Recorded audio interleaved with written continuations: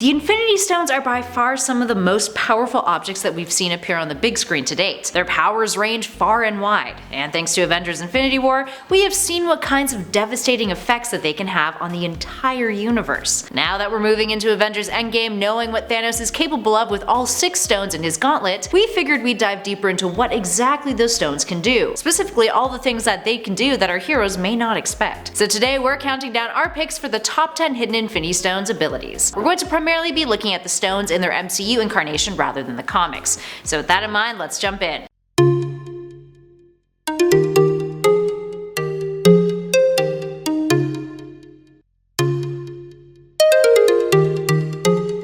And at number 10, the Reality Stone and Infection. Let's start off our list by talking about one of the lesser liked films in the MCU, Thor: The Dark World. Remember when Natalie Portman was in the MCU? I miss Natalie. Girl, the Thor franchise is way better now after Ragnarok, just come back. Anywho, despite your feelings concerning the film, it did give us a really solid glimpse at the Reality Stone, and some of the things that it's capable of. That includes infecting humans. Jane Foster, aka Natalie Portman, ends up finding herself in a dimension where the Reality Stone was hanging out in secret for thousands of years. When she gets close to it, it infects her with energy. Back when she's on Earth and a police officer attempts to touch her, her body explodes with energy, and it becomes clear that she has developed some sort of illness, one that mortal humans can't heal. So Thor takes her to Asgard, and then there's some cute little scenes with Thor and his fam talking about Natalie, and Lady Sif being all like broody and whatnot. Even the Asgardian healers can't figure out what's wrong with her, but lucky for her, Malekith, the film's evil dark elf antagonist, takes the energy from her, ultimately curing her. What exactly this kind of infection could mean later on down the line is still a big question mark, or whether we'll see something like that return to the MCU at all, considering it occurred in Thor: The Dark World, but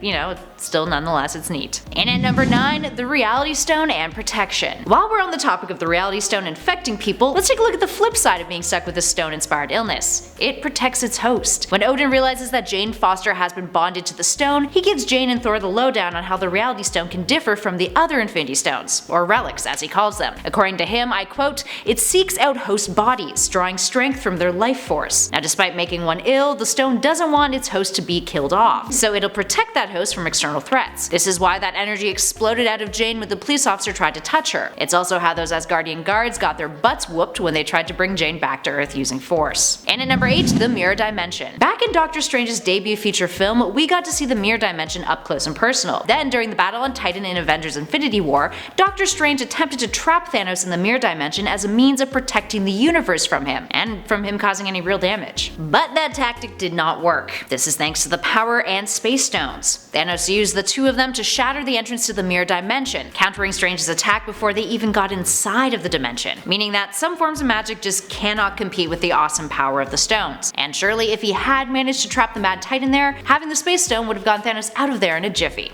In at 7, the Reality Stone being a copycat. Coming back to the Reality Stone for this number and Thor: The Dark World. Now this number could possibly be chopped up to a plot hole or simply just bad writing. There's a reason why so many people don't like Thor's sequel film. In it, after Malekith gets the Reality Stone, many of the things that he pulls off, especially in battle with Thor, look jarringly similar to the kinds of things that the Power Stone can do. Sure, the Reality Stone has the ability to alter reality, contradict scientific laws, and fulfill desires that normally would be deemed impossible, but in Thor: The Dark World, it really acts as a copycat stone of sorts. And number 6, Wake Up. Yet another fun little thing the Reality Stone can do. In Thor: The Dark World, I'm sensing a pattern here guys, the stone wakes up Malekith and his dark elves from their thousands of years of hibernation. How come?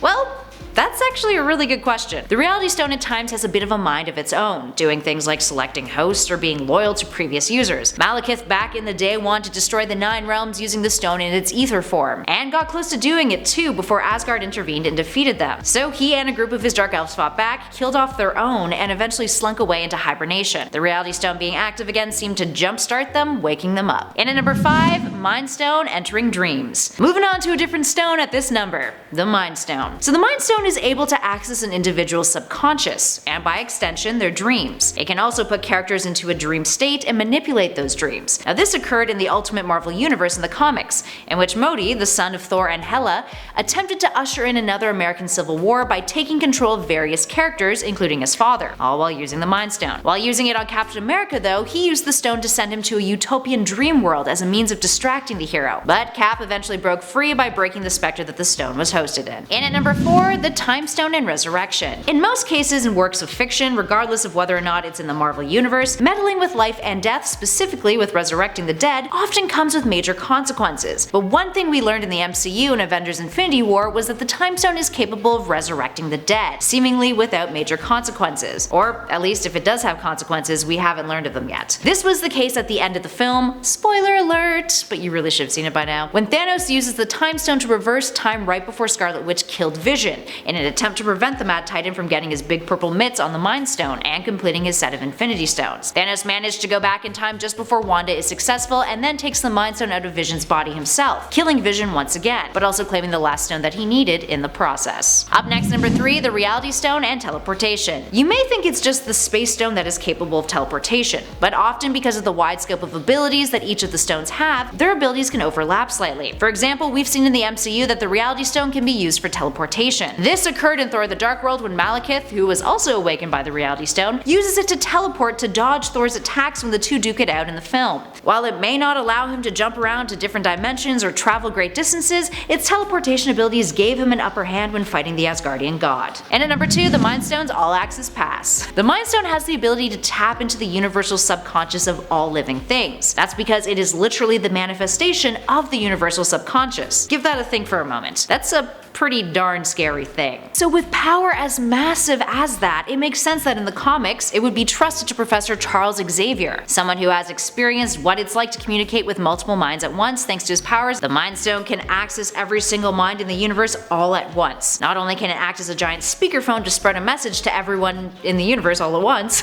but in combination with other stones, the Mind Stone could theoretically be used to manipulate and brainwash minds on a mass scale. Yeah, no bueno. And finally, in at number 1, pocket dimensions. Perhaps one of the coolest aspects of the stones, and one that hasn't really been explored a whole lot in the MCU, is that each of them have a pocket dimension that the stone has access to. We saw a bit of it at the end of Infinity War, when Thanos speaks to a young Gamora after he snaps. They're in the Soul World, the pocket dimension found within the Soul Stone. This led to major speculation that somehow Gamora is still technically alive, and also the theory that all the dusted characters were also alive, but inside Soul World. I mean, it would make sense considering she was sacrificed by Thanos in order to get that particular stone. Not sure about everyone else though. But the Soul Stone isn't the only one with a pocket dimension, as we mentioned. In the comics, in 2018's Infinity Wars comic event, we were introduced to the full scope of pocket universes tied to the Infinity Gems. The Time Stone has Ellipsis, a place that manipulates the flow of time for anyone within it. The Space Stone has the Vast, an endless expanse of empty existence that stretches into forever. Talk about an existential crisis in physical form.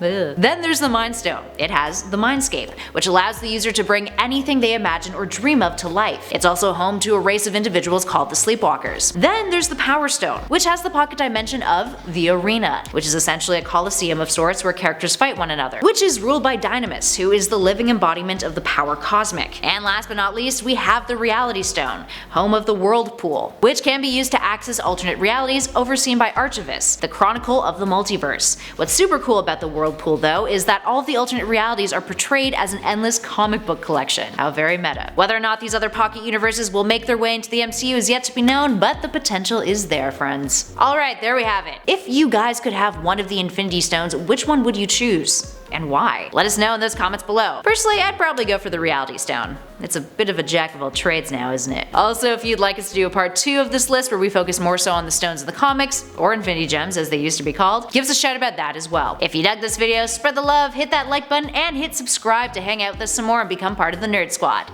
In the meantime though, thanks for watching friends. I'll catch you all in the next video.